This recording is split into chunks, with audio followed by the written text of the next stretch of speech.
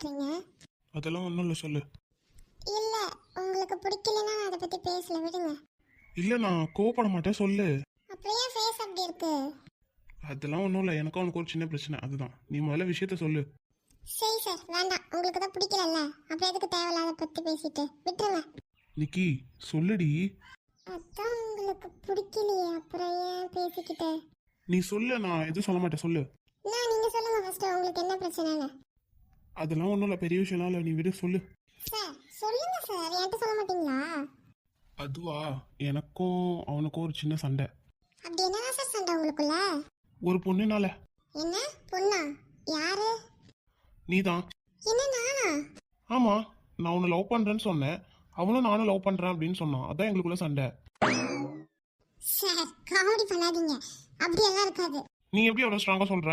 Sir அவர் love பண்றதே ஆர்த்தியை தான், என்ன இல்ல.